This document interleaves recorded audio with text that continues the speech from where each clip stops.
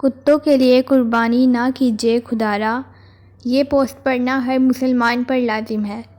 السلام علیکم۔ یہ کہانی ایک غریب طبقے سے تعلق رکھنے والے خاندان کی ہے۔ ایک غریب باپ جو کہ قربانی نہیں کر پایا، اس کی کہانی کی رودات سنیے۔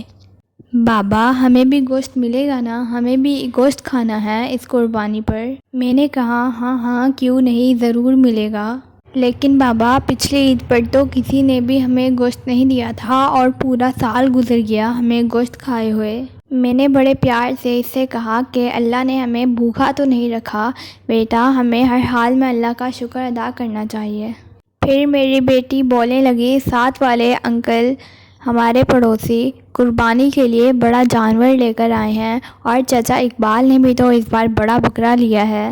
میں سوچ رہا تھا کہ ہم غریبوں کے لیے بھی اس قربانی میں گوشت کا حصہ ہوتا ہوگا، کیونکہ امیر لوگ تو پورا سال گوشت کھاتے ہیں۔ میں یہی سوچتے ہوئے مسجد کی طرف چل پڑا اور نماز ادا کرنے کے بعد وہاں موجود مولوی صاحب بھی یہی خطبہ فرما رہے تھے کہ غریبوں کے حقوق کا خیال رکھا جائے۔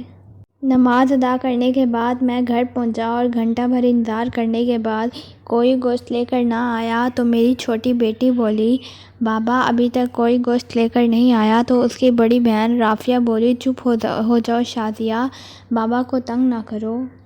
میں چپ چاپ خاموش ہو کر ان دونوں کی باتیں سن رہا تھا کہ تبھی ان کی ماں بولی کہ میں نے تو پیاز اور ٹماٹر بھی کاٹ دیے ہیں لیکن ابھی تک کہیں سے گوشت نہیں آیا، کہیں یہ تو نہیں کہ پڑوسی ہمیں بھول گئے ہوں؟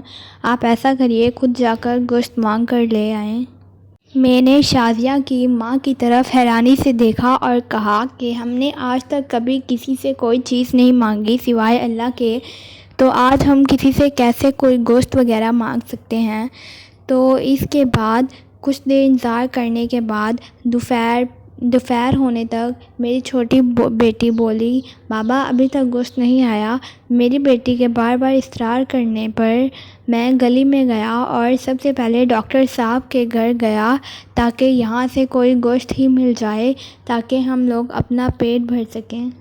چھوٹی بیٹی کا مایوسی سے بھرا چہرہ دیکھا نہ گیا، اس لیے چھوٹی بیٹی کو ساتھ لے کر چل پڑا۔ ڈاکٹر صاحب کے دروازہ کھٹکھٹانے پر ڈاکٹر صاحب باہر آئے تو میں نے کہا کہ ڈاکٹر صاحب میں آپ کا پڑوسی ہوں، کیا قربانی کا گوشت مل سکتا ہے؟ یہ سننا تھا کہ ڈاکٹر صاحب کا رنگ لال پیلا ہونے لگا اور حقارت سے بولے، پتہ نہیں کہاں سے آ جاتے ہیں قربانی کا گوشت مانگنے، اور طراق سے دروازہ بند کر دیا۔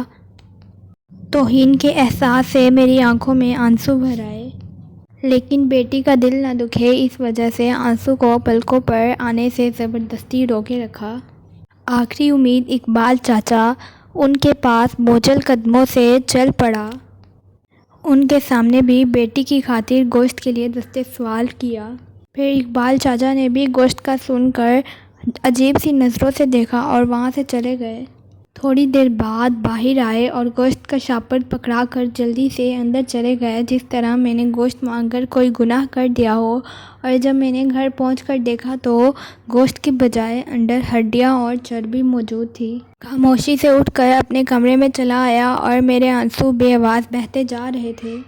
بیوی آئی اور بولی، آپ غمگین نہ ہوں، کوئی بات نہیں، میں چٹنی بنا لیتی ہوں۔ اور اس کے تھوڑی دیر بعد شازیہ کمرے میں آئی اور بولی، بابا ہمیں گوشت نہیں کھانا، ویسے بھی ہمارا دل نہیں ہے گوشت کھانے پر۔ لیکن میں سمجھ گیا تھا کہ بیٹی باپ کو دلاسا دے رہی ہے۔ لیکن یہ سننا تھا کہ میری آنکھوں سے آنسو گرنے لگے اور میں اکیلا نہیں تھا رونے والا، میری دونوں بچیاں اور ان کی ماں بھی جو میرے ساتھ مل کر رو رہی تھیں۔ اتنے میں پڑوسی والے اکرم کی آواز آئی جو سبزی کی ریہڑی لگاتا تھا، آزاد بھائی دروازہ کھولو، دروازہ کھولو۔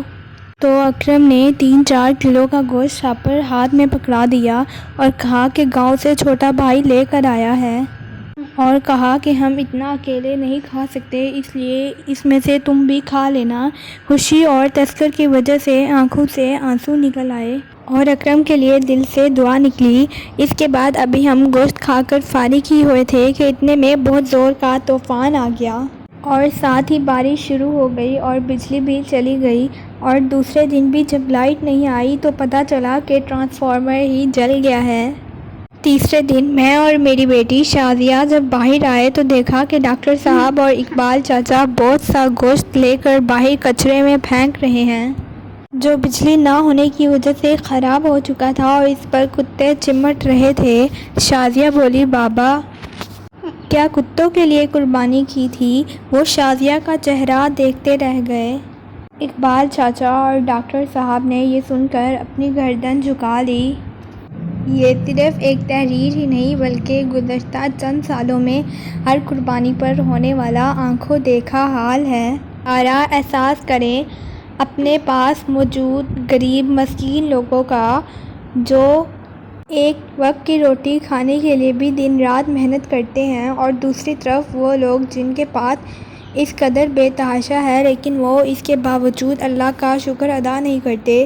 اس ساری کہانی سے ہمیں یہ سبق ملتا ہے کہ ہم بھی اپنے غریب لوگوں کا خیال رکھیں، ہر عید پر غریب لوگوں کی خوشیوں میں شامل ہوں، انہیں بھی گوشت دیں تاکہ وہ بھی اپنے گھر عید اچھی طرح منا سکیں، عید کے دن گوشت کھا سکیں۔ اس لیے اپنے آس پاس موجود ہر غریب مسکین لوگوں کا خیال رکھیں اور ہر چیز پر اللہ کا شکر ادا کریں، کیوں نہ کہ ہر چیز دینے والی ذات وہی ہے، اس کے علاوہ کوئی نہیں جو ہمیں دیتا ہے۔ اس لیے ہر چیز پر اس کا شکر ادا کیا جائے اور ہر کسی کا خیال رکھا جائے۔